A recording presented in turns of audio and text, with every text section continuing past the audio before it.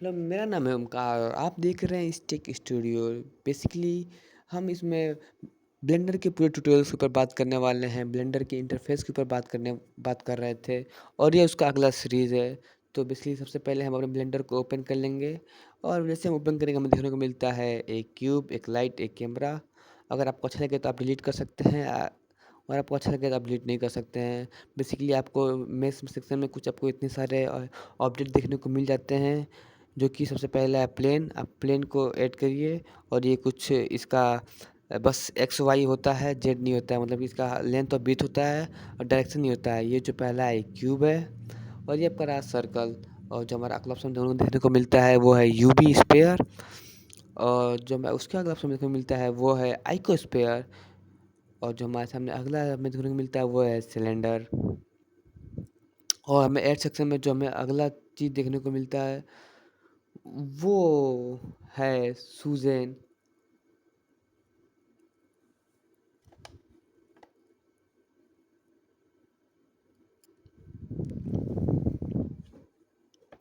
और हमें जो अगला चीज़ देखने को मिलता है वो है सूजेन। बेसिकली हम सूजेन को क्लिक करेंगे और इसको हम प्लेस कर देंगे जस्ट एक और सूजेन के बगल में। और फिर जो हमें अगला ऑप्शन देखने को मिलता है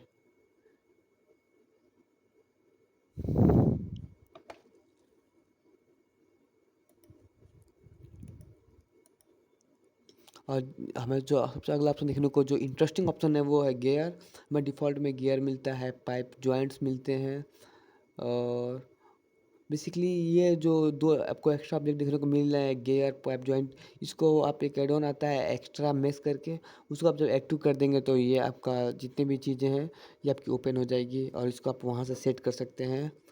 बेसिकली उसको जाना होगा प्रेफरेंस में और वहाँ जाकर आपको एक्टिव करना होगा। फिर जो हमारा डायमंड है, आपको डिफ़ॉल्ट में डायमंड मिलता है, जेम मिलता है और एक्स्ट्रा में आपको बीम मिलता है। I mean beam beam builder मिलता है। और जस्ट बीम बिल्डर के बाद हमें देखने को मिलता है एक्स्ट्रा में वॉल फैक्ट्री। बेसिकली आपको वॉल बनाने की कोई ज़रूरत नहीं है, बस आप वॉल को एक बार एक्टिव कर लीजिए और इसकी मदद से आप कोई भी घर या फिर कोई भी ग्राउंड को रेडी, उसका सराउंडेड आपको रेडी करना है, आप इसकी मदद से आप रेडी कर सकते हैं। और जो हमें अगला एक्स्ट्रा ऑब्जेक्ट देखने को मिलता है वो होने वाला है मेगा स्कोप। और बेसिकली ये भी एक एक्स्ट्रा मैश का ऑप्शन है और काफ़ी कुछ हमें देखने को मिलता है। आप सब चीज़ को चेकआउट कर सकते हैं एक्स्ट्रा मैश को एक्टिव करके।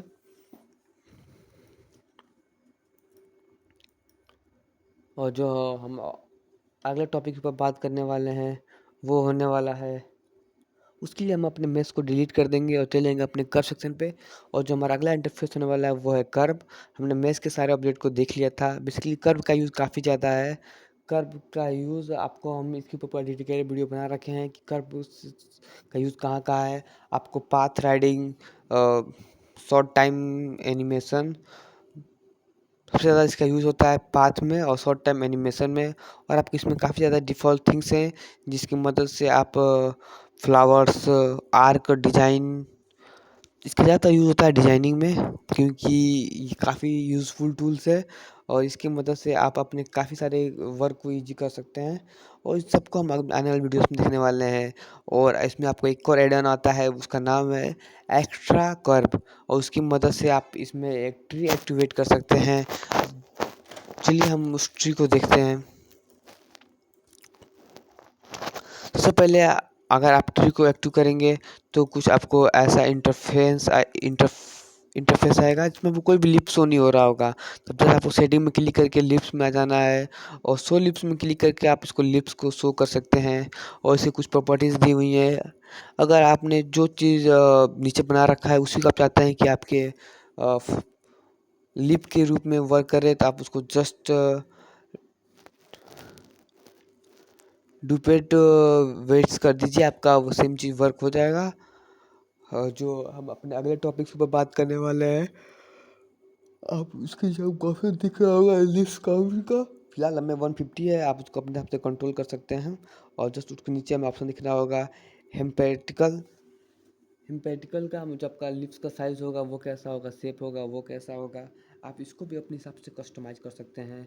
बेसिकली ये जो ऐड ऑन है काफ़ी कूल ऐड ऑन्स है, इसमें जितने भी ट्री हैं, ट्री का शेप है, ट्री की एक्टिंग है, चाहे जो कुछ भी है उसको आप अपने हिसाब से कस्टमाइज़ कर सकते हैं। ट्री किस तरह से ग्रो करेगा, इसका लिप्स कैसे शो होगा, ये काफ़ी एक अच्छा ऐड ऑन्स है जो ब्लेंडर द्वारा डिफ़ॉल्ट मिलता है। और मेक श्योर कि आपको ये ऐड ऑन्स यूज़ करना चाहिए। और इस एड ऑन के बाद जो हमारा अगला टॉपिक या फिर टर्म है वो होने वाला है मैश बॉल के ऊपर। सबसे पहले हम जान लेते हैं कि मैश बॉल क्या होता है। अगर आप कोई भी ऐसा ऑब्जेक्ट क्रिएट कर रहे हैं जिसमें आपको एज ए बेसिकली इसका सबसे ज़्यादा यूज़ होता है कुल एनिमेशन में, या फिर आप कोई मिठाई स्वीट को बना रहे हैं जैसे रसगुल्ला हो गया, गुलाब जामुन हो गया, वहाँ पर इसका आप पूरी तरह से यूज़ कर सकते हैं। इसके ऊपर एक लेयर आता है, वो जो लेयर होता है वो ऑलवेज सब डिवाइड होता है और ये एक दूसरे से लिंक होते हैं। अगर इन दोनों को आप एक पास ले जाएंगे किसी भी मेटाबॉल को तो एक दूसरे से ईजिली लिंक हो जाते हैं और इसीलिए ये काफ़ी ज़्यादा यूज़फुल टूल बन जाता है। हर ग्राफिक डिजाइनर का one of the favourite tool है और अब मेक श्योर कि आपको भी इसको बेसिकली आसानी से यूज़ करना चाहिए। और जो इसका ब्लेंडर का जो इंटरफेस है उतना हार्ड नहीं है और अगर आपको कोई भी दिक्कत होती है तो हमें कमेंट करके पूछ सकते हैं। और जो हमारा अगला टॉपिक है वो होने वाला है टेक्स्ट के ऊपर। अब आप सोच रहे होंगे हमने ब्लेंडर में सब कुछ सीख लिया है, तो अभी आपने सब कुछ नहीं सीखा है। आपने ब्लेंडर का सिर्फ 8% सीखा है। इसलिए इस वीडियो में आपको हम बताते हैं कि आप ब्लेंडर में टेक्स्ट कैसे ऐड कर सकते हैं। तो बेसिकली आपको कुछ नहीं करना है, ब्लेंडर में जाके ऐड सेक्शन पे क्लिक करना है। ऐड सेक्शन पे क्लिक करने के जस्ट बाद आपको देखने को मिलेगा नीचे आपको एक टेक्स्ट का सेक्शन और आपको बेसिकली वो सेक्शन को क्लिक कर देना है। जैसे ही आप क्लिक करेंगे आपके सामने एक टेक्स्ट लिखा हुआ आएगा। अब इसलिए आप एडिट प्रॉपर्टी में जाकर उसको एडिट कर सकते हैं, अपना कोई भी टेक्स्ट लिख सकते हैं। आप उसको स्केल कर सकते हैं, उसका साइज मेंटेन कर सकते हैं, अपने अकॉर्डिंग कर सकते हैं। 3D टूल्स का यही बेनिफिट है कि आप हर वो काम कर सकते हैं जो आप अपने जीवन में करना चाहते हैं। बस आपके अंदर वो दृढ़ निश्चय होना चाहिए, वो कार्य करने की क्षमता होनी चाहिए, वो शैली होना चाहिए कि आप किसी भी कार्य को प्रकार रूप से प्रचलित कर सकें। और हमने यहाँ पे जो नाम लिखा है वो है ईस्टेक, जो कि हमारे स्टूडियोज़ का नाम है। और वैसे लिखने के बाद हम चले जाएंगे इसके डाटा सेक्शन में और जो इसका जो फॉन्ट होने वाला है उसको हम सबसे पहले एक फॉन्ट को चॉइस करेंगे। और ये फॉन्ट कुछ उतना अच्छा मेरे को लग नहीं रहा है, तो इसलिए हम इसमें दूसरे फॉन्ट को यूज़ करने वाले हैं। ये फॉन्ट काफ़ी हद तक अच्छा है और मेरे को काफ़ी अच्छा लग रहा है। फिर इसको हम थोड़ा सा एक्सट्रूड कर देंगे with the help of extrude button. और फिर इसके बाद जो हम अपना अगला टर्म देखने वाले हैं वो होने वाला है वॉल्यूम के ऊपर, कि आपको कैसे आप किसी भी ऑब्जेक्ट को वॉल्यूम में कन्वर्ट कर सकते हैं। इसके लिए अब आपको वॉल्यूम एम्प्टी देखने को मिलता है। आप किसी भी ऑब्जेक्ट को सिलेक्ट करिए और वॉल्यूम वॉल्यूम मेश के ऊपर क्लिक कर दीजिए और आप उसमें टेक्सचर ऐड कर सकते हैं। आपका जो भी क्लाउड होगा वो किस तरह से बिहेव करेगा, उसका शेप क्या होगा, और आप उसको अपने हिसाब से कस्टमाइज़ कम या ज़्यादा कर सकते हैं। और ये काफ़ी अच्छा टूल है हर वो बिगिनर्स के लिए जो कि अपने ब्लेंडर अपने एनिमेशन में क्लाउड को ऐड करना चाहते हैं। और बेसिकली आपको सीखना भी चाहिए कि आप किस तरीके से क्लाउड के साथ परफॉर्म कर सकते हैं। और आपको क्लाउड का जो शेप उसको चेंज करना है तो आपको अपने मेश में जाना होगा और मेश को आपको चेंज करना होगा। आप जिस तरह से मेश को चेंज करेंगे आपका जो क्लाउड का शेप है वो ऑलवेज चेंज हो जाएगा। तो इसके लिए हम अपने मेश के शेप को थोड़ा बहुत चेंज कर रहे हैं आपको दिखाने के लिए। और चलते हैं हम आपको दिखाते हैं जो हमारा शेप है वो कुछ चेंज हो चुका है। और आप भी अपने हिसाब से इसको शेप को चेंज कर सकते हैं। आपको जिस तरह का शेप चाहिए, आपको क्लाउड जिस शेप में आपको चाहिए आप उस तरीके का शेप क्रिएट कर सकते हैं। और ये जो बेसिकली हमारा क्लाउड है ये काफ़ी कूल दिखाई दे रहा है।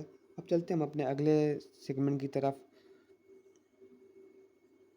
अगले टूल्स की तरफ। तो बेसिकली हम ऐड पे क्लिक करेंगे और जो हमें अगला सेगमेंट देखने को मिलता है ये कुछ खास यूज़फुल है नहीं, मैंने इसका कुछ खास यूज़ किया नहीं है।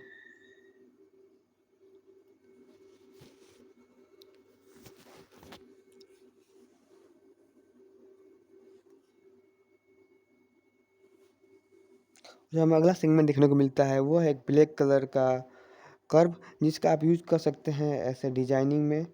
इसकी मदद से आप ब्लैक कर्व को डिजाइनिंग में यूज़ कर सकते हैं, इसको ड्रा कर सकते हैं। इसमें इसकी भी आपको एडिट प्रॉपर्टी मिल जाती है, इसमें आप अपने अगले वर्क को परफॉर्म कर सकते हैं।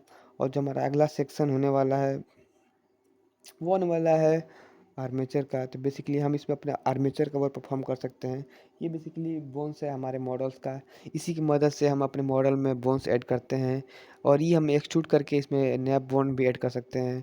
और हमारे पास कुछ डिफ़ॉल्ट बोन सेक्शन भी मिलता है जिसको हम यूज़ कर सकते हैं, जिसमें से हमारा पहला होने वाला है men single bone, human bone, animal bones और बेसिक बोन और कार बोन। ये रहा हमारा ह्यूमन बॉडी, ह्यूमन बोन्स। और ह्यूमन बोन काफ़ी ज़्यादा डिटेलिंग में बना हुआ है और इसके कुछ फेस और कुछ इसके एनिमेशन आपको बगल में शो हो रहे होंगे। और अगर आप चाहते हैं कि इसको रैगिंग ऑन कर दिया जाए तो हमें रैगिंग ऑन करने का ऑप्शन भी मिलता है, अपग्रेड फेस रैगिंग। आप इसको अपग्रेड कर सकते हैं एज अ फेस रैगिंग में भी। आपको जिस तरह से आपको इसको चेंज करना है आप इसे अपने हिसाब से चेंज कर सकते हैं, अपने हिसाब से कस्टमाइज कर सकते हैं। आपको जिस तरह से सूटेबल लगता है आप उस तरह से इसको परफॉर्म कर सकते हैं। आपके ऊपर फुली डिपेंड करता है कि आप इसको किस वे में लेते हैं। और जो हमारा अगला सेगमेंट होने वाला है हम अब उसकी तरफ बढ़ते हैं बिना किसी देरी के।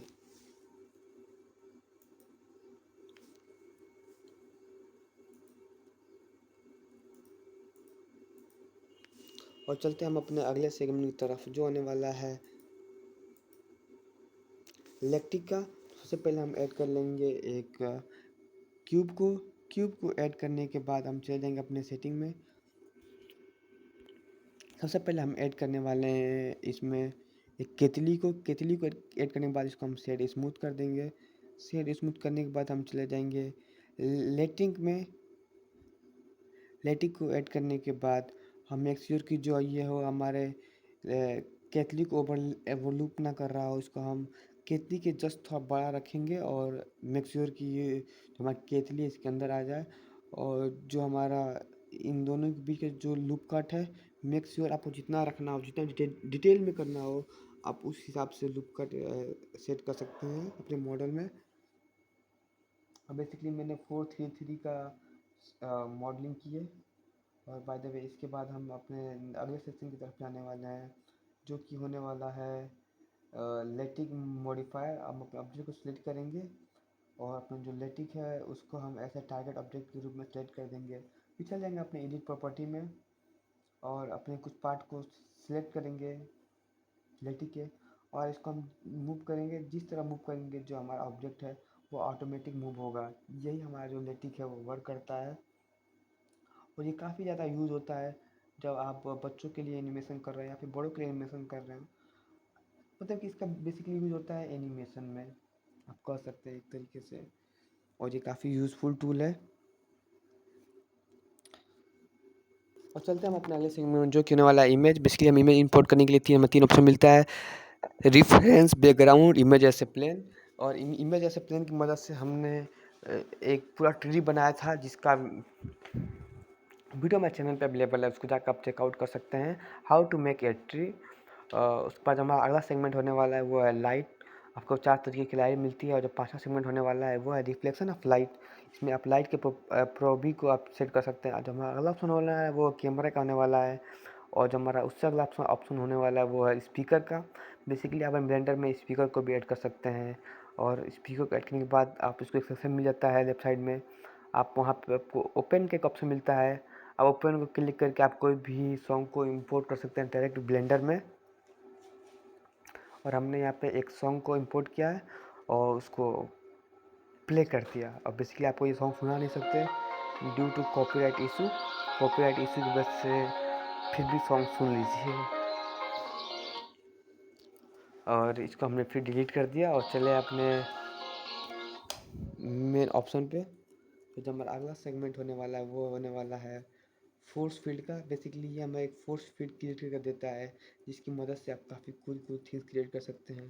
बेसिकली ये आपको एयर प्रोवाइड कराता है, एयर प्रेशर प्रोवाइड कराता है जिसकी मदद से आप फ्लैग को फहरा सकते हैं, या फिर आप मतलब कि आपको एक एयर फ्लो आपको जिस डायरेक्शन में करवाना हो आप इसकी मदद से करवा सकते हैं। और जो हमारा अगला ऑप्शन होने वाला है वो कलेक्शन का होने वाला है। आप कलेक्शन के लिए एम यूज़ कर सकते हैं आप, और जो आपका ऑब्जेक्ट होता है, जो आप काफ़ी डिटेलिंग में वर्क करेंगे तो आपका काफ़ी ज़्यादा ऑब्जेक्ट हो जाते हैं, और आपको सेपरेट करने के लिए आपको कलेक्शन का ज़रूरत पड़ता है।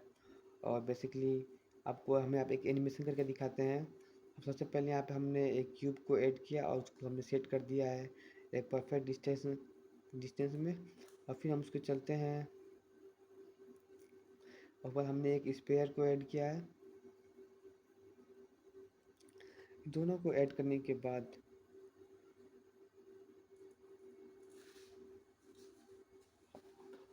हमें स्पेयर को रोटेट करना है टू अराउंड द हमें कोन को रोटेट करना है to around the sphere. Basically सबसे पहले हमने चूज किया है एक कोन। कोन हो वो रोटेट करे स्पेयर के चारों तरफ। जो प्रोसेस है ऐसे मैनुअली पर बॉडी रोटेट कराना। तो बेसिकली हम उसका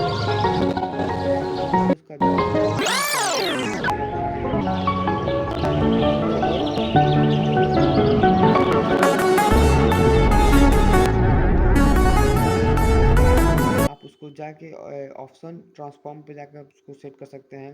आपको ऑप्शन मिल जाता है जहाँ पर चाहे वहाँ पे सेट कर सकते हैं। अब इसलिए आपको रोटेट करना है, यहाँ पर मैनुअली रोटेट कर दीजिए आप 90 डिग्री, और फिर आई क्लिक करके आप की फ्रेम ऐड कर सकते हैं। और यहाँ आप देख सकते हैं हमारा जो एनिमेशन है वो परफॉर्म हो रहा है। तो बेसिकली आपको एनिमेशन करने के लिए की फ्रेम की आवश्यकता पड़ती है। और बेसिकली आपका जो भी मॉडल है उसका एक ओरिजिन पॉइंट होता है, ये आप हमेशा याद रखिएगा। और जो हमारा अगला टॉपिक होने वाला है वो होने वाला है ओरिजिन पॉइंट में। देखिए हमारा जो पहला ऑप्शन है वो है geometry to origin, second option है ओरिजिन टू ज्योमेट्री, और जो थर्ड ऑप्शन है ओरिजिन टू 3D कर्सर, और जो हमारा चौथा ऑप्शन है origin to centre of mass, और जहाँ पांचवा ऑप्शन है origin to centre of mass volume. तो बेसिकली ये सब कुछ टूल्स हैं जो मैं दी हुई है। जो मेरा अगला ऑप्शन है वो मिरर का है। बेसिकली मिरर का यूज़ होता है आपको सेम ऑब्जेक्ट को डुप्लीकेट करने के लिए। और जो हमारा चौथा ऑप्शन है वो क्लियर का है, आपको जो भी ऑब्जेक्ट है उसको हटाने के लिए। पांचवा ऑप्शन अप्लाई का है, आपको जो बना रखा है उसको अप्लाई करने के लिए। छठा ऑप्शन स्नैप का है। बेसिकली इसका मुझे कोई खास उतना आइडिया है नहीं। और जो सातवां ऑप्शन है वो डुप्लीकेट का है। सिर्फ डिस आप डुप्लीकेट कर सकते हैं, ऑल डिस आप डुप्लीकेट करेंगे लेकिन वो एक दूसरे से लिंक रहेगा। आप एक मैच में चेंज करेंगे दूसरा मैच ऑटोमेटिक चेंज होगा। और उसके बाद कुछ आपको चीज़ दी हुई है और जिसके बारे में हम अपने आने वाली वीडियोस में बात करने वाले हैं। और चलते हैं अपने अगले टॉपिक के ऊपर। तो सबसे पहले सेक्शन मिलता है वो फाइल का है। तो हमें डेमो फाइल का ऑप्शन मिलता है। डेमो फाइल स्टार्ट का न्यू का ऑप्शन मिलता है। ओपन किसी फाइल को आपको ओपन करना, आप यहाँ से डायरेक्ट ओपन कर सकते हैं। फिर हमें ओपन रिसेंट जो हमने ओपन किया तो उसका ऑप्शन मिलता है। रिकवरी का ऑप्शन मिलता है। सेव का ऑप्शन मिलता है। सेव एज का ऑप्शन मिलता है। सेव कॉपी का, लिंक का, अपॉइंटमेंट का, डाटा प्राइवेसी का, इंपोर्ट का, एक्सपोर्ट का, एक्सटेंड डाटा का, क्लियर का, क्वाइट का। और फिर उसका आगे ऑप्शन मिलता है वो एडिट है। इसमें अंडो, रीडो और भी काफ़ी सारा रीडो और rest last option, replay replay last, recent history, menu search, rename active item, और लास्ट ऑप्शन मॉडल्स। और उसके बाद प्रिफरेंसेस है। प्रिफरेंसेस में जाके आप काफ़ी सारे एडोन्स जो हमारे फ्री ऑफ कॉस्ट होते हैं या फिर अ, ऐसे ऐड आते हैं हमारे ब्लेंडर में, आप उसको यहाँ से एक्टिव कर सकते हैं। और फिर हमें शिफ्ट प्लस ए से आप एक सर्च बॉक्स ओपन कर सकते हैं जहाँ से आप कोई भी चीज़ को सर्च करके ऐड कर सकते हैं अपने मॉडल में। और ये काफ़ी यूज़फुल टूल है जिसका ऑल ओवर द ब्लेंडिंग में यूज़ किया जाता है। और बस आप राइट क्लिक करके आप ड्रैग करेंगे तो आपका एक नया विंडो ओपन हो जाएगा। और आपका जो आप अगला ऑप्शन होने वाला है वो होने वाला है लेआउट का, जिसमें आप अपना 3D का वर्क परफॉर्म करते हैं। और इसके बाद हम चलते हैं अपने अगले ऑप्शन में जो कि होने वाला है रेंडर का। सबसे पहले जो हमारा रेंडर ऑप्शन मिलता है रेंडर इमेज का, रेंडर एनिमेशन का, render animation plus render image का। फिर जब हमारा अगला ऑप्शन हेल्प करने वाला है आप कैसे आपको हेल्प वाला ऑप्शन से आपको कोई काम आएगा नहीं। और पर लेआउट यहाँ पे आप 3D काम करते हैं, मॉडलिंग आपका जो एडिट प्रॉपर्टी होता है, स्क्रिप्टिंग जो आपका आपको ऑप्शन मिल जाता है स्क्रिप्टिंग का नॉर्मली लेआउट में भी। और उसके बाद जो आपका अगला ऑप्शन होने वाला है वो है यूवी एडिटिंग का।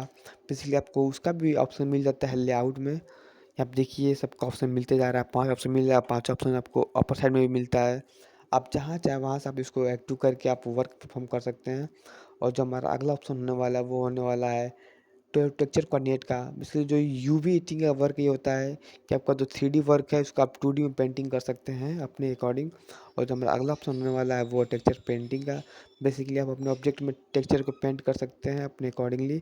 और जो हमारा अगला ऑप्शन होने वाला है वो होने वाला है शेडिंग का। यहाँ से आप अपने टेक्सचर या फिर मॉडल में टेक्सचर ऐड कर सकते हैं, कलर ऐड कर सकते हैं, डिज़ाइन ऐड कर सकते हैं।